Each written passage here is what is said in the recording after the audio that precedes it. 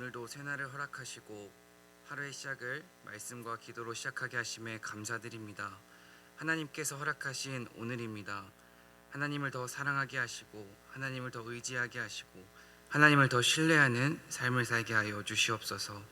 이 시간 하나님의 말씀을 듣습니다. 참된 진리인 그 하나님의 말씀이 깨달아지게 하시고 금보다 귀한 믿음이 내 안에 생기게 하여 주시옵소서. 감사합니다. 예수님의 이름으로 기도드립니다. 아멘. 오늘 함께 나눌 말씀은 시편 74편 12절부터 23절까지입니다. 시편 74편 12절부터 23절까지입니다.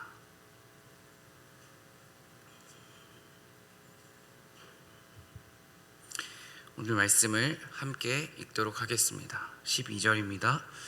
하나님은 예로부터 나의 왕이시라. 사람에게 구원을 베푸셨나이다.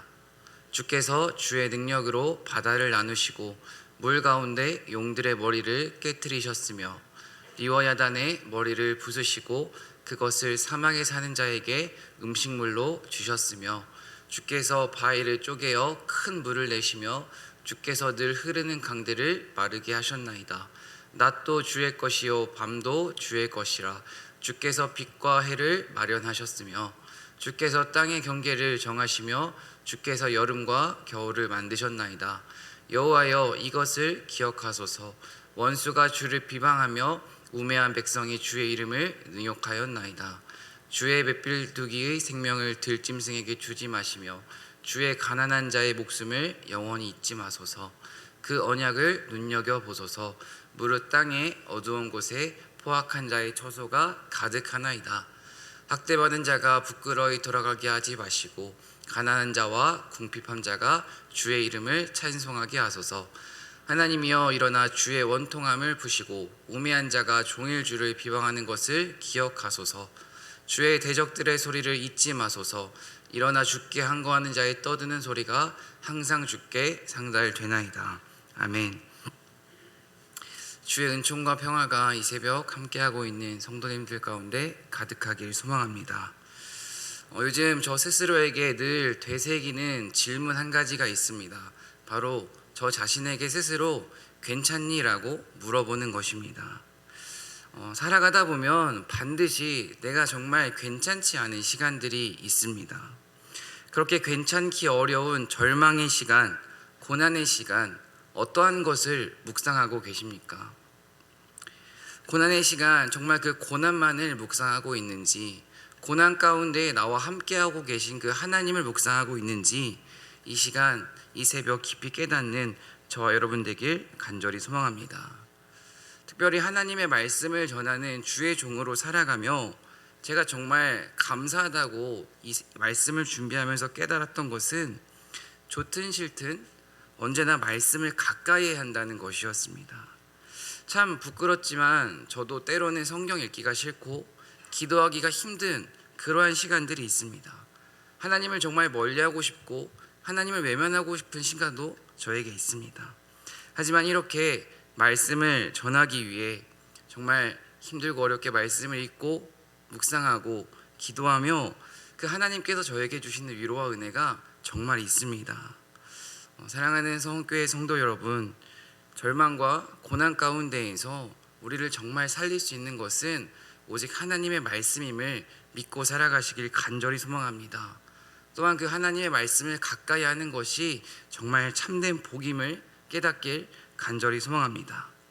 오늘 함께 살펴볼 이 시편 74편, 이 시작은 1절 말씀, 어제 말씀을 살펴보면 1절이 이렇게 시작됩니다.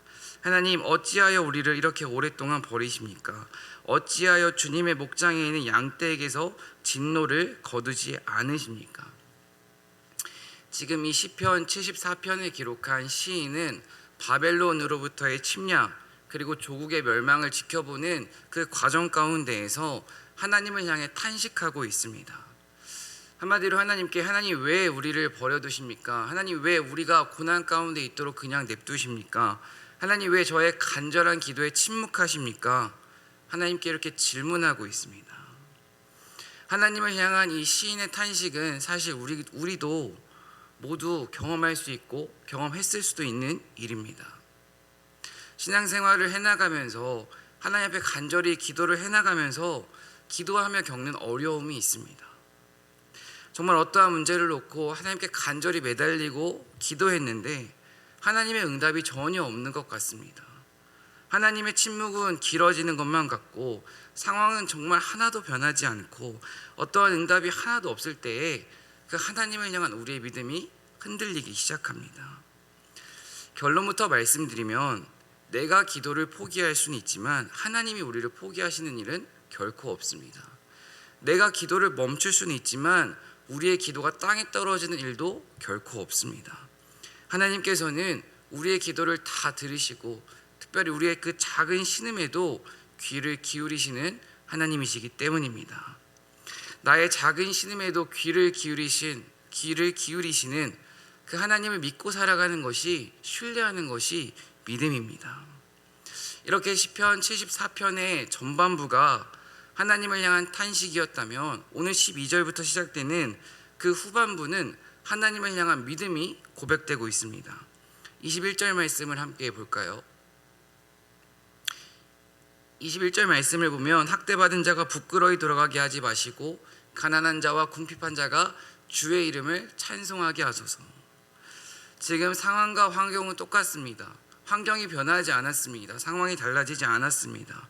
하지만 하나님을 향한 탄식이 하나님을 향해 찬송하고 싶다고 하나님께 기도하고 있습니다. 시인의 탄식이 시인의 찬양으로 바뀌었습니다. 그렇다면 오늘 말씀을 통해 우리가 깨달아야 하는 것은 절망이 소망으로 바뀌기 위해, 기쁨이 탄식이 찬송으로 바뀌기 위해 우리가 어떠한 것을 기억하고 살아가야 하는지를 오늘 말씀을 통해 깨달아야 합니다. 특별히 오늘 말씀을 통해 하나님이 어떤 분인지를 살펴보기를 소망합니다. 시인은 절망 가운데에 하나님이 어떤 분인지를 묵상했습니다. 그렇게 하나님이 어떤 분인지를 묵상하기 시작했고 그 하나님이 어떤 분인지를 깨달아 절망에서 기쁨을, 탄식 가운데에서 찬양을 고백할 수 있었습니다. 특별히 하나님이 어떤 분인지 지금부터 살펴보겠습니다. 첫 번째는 하나님은 왕이십니다. 12절입니다. 하나님은 예로부터 나의 왕이시라 사람에게 구원을 베푸셨나이다. 때로 하나님의 침묵이 길어지고 하나님이 정말 부재하신 것처럼 느껴질 때가 있습니다. 하나님이 없는 것처럼 느껴지는 그러한 시간들이 반드시 있습니다. 하지만 우리가 기억해야 하는 것은 하나님은 옛날이나 지금이나 왕이십니다. 그 이 구약 성경 가운데에서 등장하는 이 왕이라는 단어는 사실 굉장히 정치적인 표현입니다. 왕은 그냥 단순하게 쉽게 생각해 보면 왕이란 땅에 대한 권리를 갖고 있는 사람입니다. 지금은 대통령이 그 땅에 대한 소유권을 다 갖고 있지 않지만 예전에는 그 땅에 대한 권리는 시민이 아니라 오직 왕에게 달려 있었습니다. 왕만이 땅을 소유할 수가 있었습니다. 땅을 소유한다는 것은 절대 권력이 왕에게 있다는 것입니다. 지금 하나님께서 왕이라는 것은 우리 삶을 좌지우지할 힘이 있다는 것입니다. 우리 삶의 주도권을 잡고 우리 삶의 절대적인 권리를 갖고 계신 분이 바로 하나님이시라는 것입니다. 그렇다면 하나님이 왕이시다, 이걸 믿는 사람은 내 인생이 힘들고 어려울지라도 내 삶을 좌지우지하실 수 있는 분은 하나님이시라는 것을 알기 때문에 지금의 고난에 고개를 숙이지 않고 지금의 고난 가운데에서 하나님을 더욱 신뢰하며 의지할 수가 있습니다. 특별히 믿음의 눈으로 그 왕 되신 하나님을 바라볼 수 있기를 간절히 소망합니다. 믿음의 눈으로 하나님이 왕 되신다는 것을 믿고 살아가는 그 사람만이 절망 가운데에서 하나님께 찬양을 고백할 수 있습니다. 두 번째는 하나님은 구원자이십니다. 13절부터 15절까지 말씀을 함께 읽겠습니다. 13절입니다. 주께서 주의 능력으로 바다를 나누시고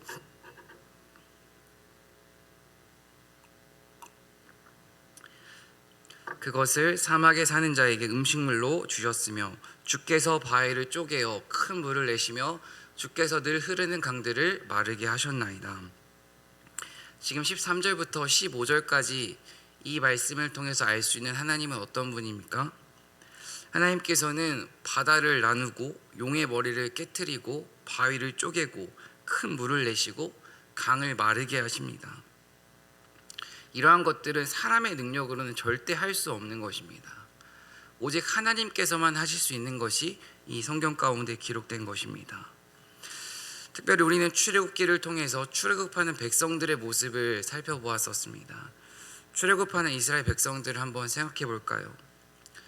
이집트의 그 압제로부터, 바로 왕의 그 압제로부터 탈출하는 그 출애굽 백성들, 그들을 위해서 하나님께서 행하신 일들이 있습니다. 홍해를 가르시고 광야에 물을 내시고 매일 아침 만나 일용할 양식을 허락하시고 또 물을 주님께서 허락하셨습니다. 물과 양식을 통해 한마디로 그 출애굽 사건의 특별한 기적은 생명을 허락하셨다는 것입니다. 죽을 수밖에 없는 그 이스라엘 백성들에게 하나님께서 생명을 허락하셨습니다. 자유를 허락하셨습니다. 하나님은 죽음을 생명으로 바꾸실 수 있는 구원자이십니다. 방금 살펴본 용의 머리를 깨트리고 바위를 쪼개시는 그 하나님의 적극적인 행동, 인간을 향한 그 하나님의 적극적인 개입과 그 적극적인 행동의 최종은 바로 십자가 사건입니다. 하나님께서는 그 인간의 구원을 위해 이 땅에 예수님을 보내주셨습니다. 그리고 그 예수님의 십자가 죽음을 통해 우리에게 구원을 선물로 허락하셨습니다. 죽음에서 자유를 허락하실 수 있는 분은 내가 아니라, 다른 사람이 아니라 오직 하나님 한 분이십니다. 이것을 믿는 사람만이 절망 가운데에서 하나님께 찬양을 고백할 수 있었습니다. 특별히 그 하나님이 구원자 되심을 정말 믿고 내 인생 가운데에서 하나님이 구원자 되심을 깊이 경험하기 위해서 우리가 꼭 기억해야 하는 것은 바로 인내입니다. 시편 74편 1절부터 11절까지를 살펴보면 하나님이 침묵하시는 것만 같습니다. 하나님이 아무 일도 하지 않는 것만 같습니다. 하지만 12절부터 23절 그리고 시편을 더 살펴보고 성경 전체를 살펴보면 하나님은 침묵하시지 않았습니다. 시간이 지난 뒤에 하나님께서는 반드시 이 기도에 응답하셨습니다. 중요한 것은 내 시간과 하나님의 시간이 다르다는 것을 인정하고 내 기도가 당장 응답되지 않을지라도 인내하며 기도를 포기하지 말아야 합니다. 정말 하나님이 일하실 때까지 기도를 포기하지 않고 인내할 수 있는 그 믿음이 저와 여러분에게 생기길 간절히 소망합니다. 세 번째는 하나님은 창조주이십니다. 16절과 17절입니다. 낮도 주의 것이요 밤도 주의 것이라. 주께서 빛과 해를 마련하셨으며 주께서 땅의 경계를 정하시며 주께서 여름과 겨울을 만드셨나이다. 특별히 하나님께서는 이 세상을 창조하신 창조주이십니다. 세상과 자연만 창조하신 것이 아니라 바로 하나님께서는 사람도 창조하셨습니다. 창조주 하나님을 살펴보면 우리가 꼭 기억해야 되는 것은 창조주이신 그 하나님을 피조물인 인간이 다 이해할 수가 없습니다. 창조물인 그 하나님의 뜻을 인간이 뛰어넘을 수가 절대 없습니다. 과거에 전도서 말씀을 정말 많이 읽고 정말 많이 묵상했던 적이 있습니다. 신학교를 다니던 때. 그때 이 전도서 3장 11절 말씀이 있는데 그 말씀이 저에게 크게 와닿았었습니다. 제가 읽겠습니다. 하나님은 모든 것이 제때에 알맞게 일어나도록 만드셨다. 더욱이 하나님은 사람들에게 과거와 미래를 생각하는 감각을 주셨다. 그러나 사람은 하나님이 하신 일을 처음부터 끝까지 다 깨닫지는 못하게 하셨다. 하나님께서는 세상에서 일어나는 일들을 다 깨닫지 못하게 만드셨습니다. 저의 이야기가 아니라 성경에 기록되어 있는 내용입니다. 이 말이 어떤 의미냐면 피조물인 인간은 창조주이신 그 하나님의 뜻을 다 깨닫지 못한다는 것입니다. 하나님의 뜻을 다 깨달으려 하는 것, 사실 그것이 교만입니다. 우리가 이해할 수 없는 영역을 인정하고 내가 어찌할 수 없는 부분을 정말 하나님께 맡기고 내 한계와 내 연약함을 주님께 고백하고 정말 우리의 창조주 되시는 그 하나님을 신뢰하는 사람만이 고난 가운데에 하나님을 깊이 만날 수 있습니다. 지금 시인은 첫 번째로 하나님이 어떤 분이신지를 세 가지로 나누어 살펴보았습니다. 그렇다면 지금부터는 시인은 18절부터 하나님께 두 가지를 기억해달라고 간청합니다. 첫 번째는 하나님의 백성을 기억해달라고 간청합니다. 18절부터 21절까지입니다. 여호와여, 이것을 기억하소서. 원수가 주를 비방하며 우매한 백성이 주의 이름을 능욕하였나이다. 주의 맷빌두기의 생명을 들짐승에게 주지 마시며 주의 가난한 자의 목숨을 영원히 잊지 마소서. 그 언약을 눈여겨보소서. 무릇 땅의 어두운 곳에 포악한 자의 처소가 가득하나이다. 학대받은 자가 부끄러이 돌아가게 하지 마시고 가난한 자와 궁핍한 자가 주의 이름을 찬송하게 하소서. 시인은 하나님한테 지금 저를 기억해 주세요, 고난당하고 있는 우리를 기억해 주세요 라고 간청하고 있습니다. 이제 22절부터 23절까지는 하나님에게 이스라엘을 괴롭히는 그 대적들을, 자신들을 힘들게 하는 그들을 기억해 달라고 간청합니다. 22절입니다. 하나님이여, 일어나 주의 원통함을 푸시고 우매한 자가 종일 주를 비방하는 것을 기억하소서. 주의 대적들의 소리를 잊지 마소서. 일어나 주께 항거하는 자의 떠드는 소리가 항상 주께 상달되나이다. 저는 이 오늘 말씀의 후반부를 묵상하고 기도하며 인간이 할 수 있는 것은 정말 하나님께 간청하는 것, 하나님께 기도하는 것이구나 라는 생각을 했습니다. 사실 인간은 심판을 할 수도 구원을 할 수도 없는 존재입니다. 구원과 심판은 내가 할 수 있는 것이 아니라 하나님만이 하실 수 있습니다. 특별히 악인의 심판은 내가 하는 것이 아닙니다. 악인의 심판은 하나님께서 하시는 것입니다. 내가 누군가를 평가하고 심판한다는 것은 사실 하나님의 자리를 넘보는 것입니다.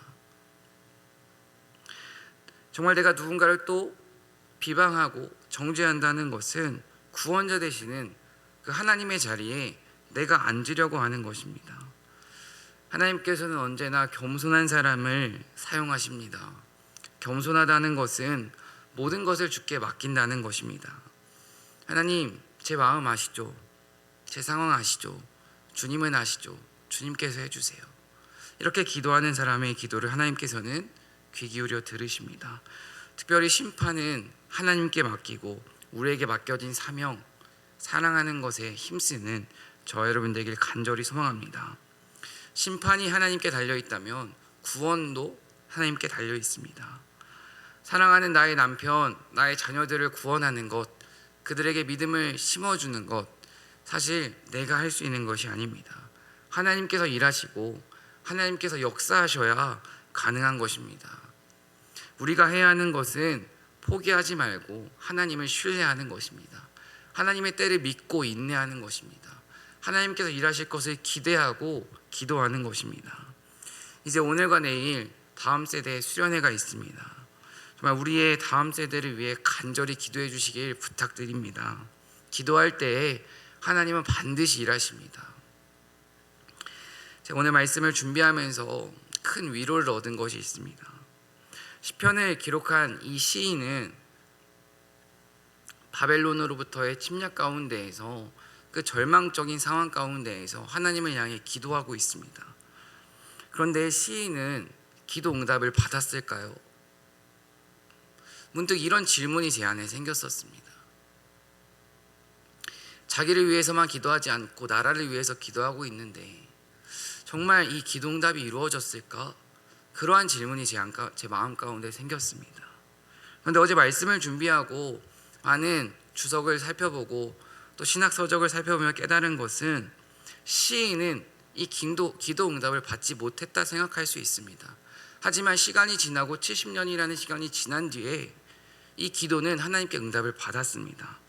시인이 죽고 난 뒤에 이 바벨론이라는 나라는 멸망했습니다. 시인의 입장에서는 기도 응답을 받지 못했다 생각할 수가 있습니다. 정말 목이 터져라 울부짖고 하나님께 간절히 매달렸습니다. 하지만 자신이 살아있을 때에는 그 바벨론의 멸망이 이루어지지 않았습니다. 자신의 눈앞에서 하나님의 기도 응답의 열매를 맛보지 못했습니다. 하지만 이 시인의 눈물의 기도 덕분에 다음 세대가 기도 응답의 행복을, 축복을 누렸습니다. 나의 간절한 기도를 내가 응답받지 못할 수 있습니다. 하지만 그 기도가 결코 사라지지 않습니다. 하나님께서 하나님의 방법으로 언젠가는 하나님의 때에 반드시 이루십니다. 우리가 기억해야 하는 것은 내가 기도의 열매를 맛보지 못할지라도 하나님께서 기도 응답을 이루실 것을 신뢰하면서 나의 가족과 나의 자녀를 위해 기도하는 것입니다. 말씀을 마무리하겠습니다. 이 새벽 어떠한 것을 정말 묵상하고 계십니까? 묵상한다는 것은 깊이 생각한다는 것입니다. 고난을 묵상하고 계십니까? 세상을 묵상하고 계십니까? 말씀을 묵상하고 계십니까? 하나님을 묵상하고 계십니까? 우리의 왕 되시는 그 하나님은 우리를 단 한 번도 잊으신 적이 없습니다. 지금 이 시간에도 우리의 왕 되시는 그 하나님은 우리를 눈여겨보시며 우리를 기억하고 계십니다. 그렇게 나의 작은 신음에도 귀를 기울이시는 그 하나님을 믿고 신뢰하며 특별히 이 새벽 하나님이 어떤 분이신지를 묵상하기를 소망합니다. 내 인생 가운데서 행하셨던 그 하나님의 은혜를 다시 한번 되새김질 해보시길 간절히 부탁드립니다. 그렇게 하나님이 어떤 분이신지, 내 인생 가운데서 하나님이 어떻게 일하셨는지를 깊이 생각해보면 하나님의 그 사랑이 우리의 마음 가운데에 찾아올 것입니다. 정말 참 좋으신 그 하나님을 믿고 신뢰하며 하나님 사랑하기를, 하나님께 기도하기를 포기하지 않는 저와 여러분 되길 소망합니다. 기도하겠습니다.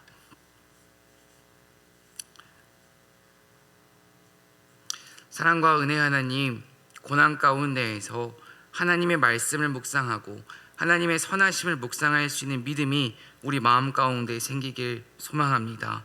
주님께서 우리의 마음 가운데 하나님의 말씀을 묵상하고 하나님을 사랑할 수 있는 믿음을 허락하시고 특별히 사랑하는 이들을 위해, 하나님을 위해 기도하는 것을 포기하지 않는 주의 자녀가 될 수 있도록 이 새벽 은혜를 허락하여 주시옵소서.